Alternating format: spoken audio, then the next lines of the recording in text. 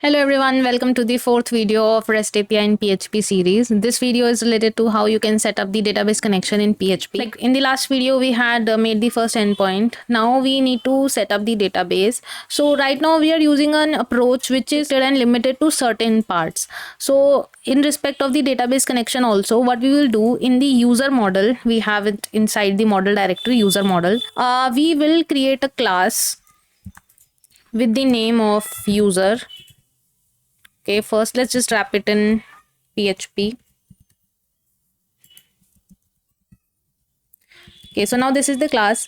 We are creating a class, and inside this class, first we will define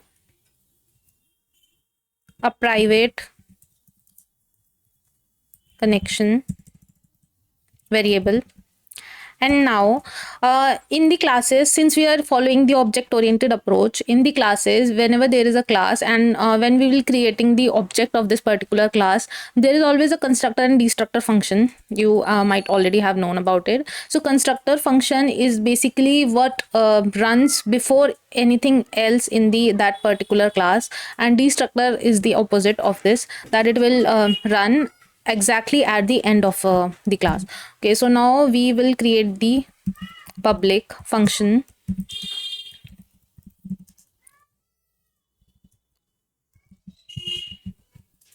This will be the constructor function of it, and in this constructor function, whatever we put, that will basically run before any other operation. So suppose if we create one more function here, so before running that function, even if we hit that function, but still it will first run this constructor function. So in this constructor function, we will create the database connection.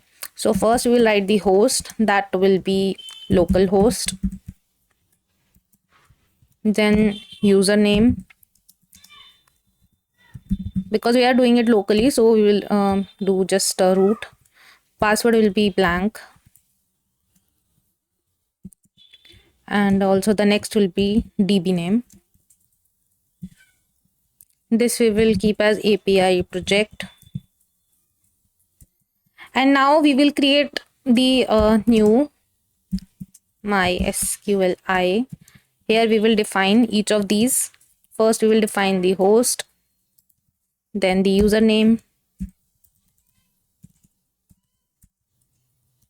password, and at the last we will define the db name. Now we will store this inside whatever the object. So on this object we will use this define this. Inside this we had made the variable of connection, so this is the connection, so we are storing it in this. And now when the connection is made, we will just check that if it has any kind of error. So this connection, just copy it, and now because it's already we have created, so we don't need to put this in here. And inside it, connect error.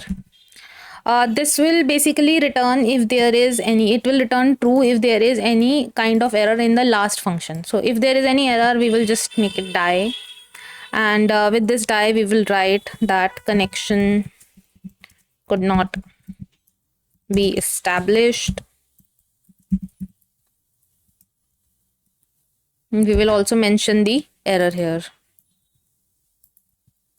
Now we will end this. Okay, so this is how we have created the constructor function. Now similar manner we can create the destruct function, and in this destruct function we will just close this connection. So just simply close it and do not need to put anything other than that, just take it, and at the end we are just closing this connection. Okay, so right now we are not testing it because it's a normal thing, and okay, here we made mistake. Okay, so also in your database, so in the local database, just go to localhost php myadmin. Just ensure that you have already done open your XAMPP, and this php myadmin, you need to create a new database. So let's just create this API project. This is the name, same name, yeah, API project.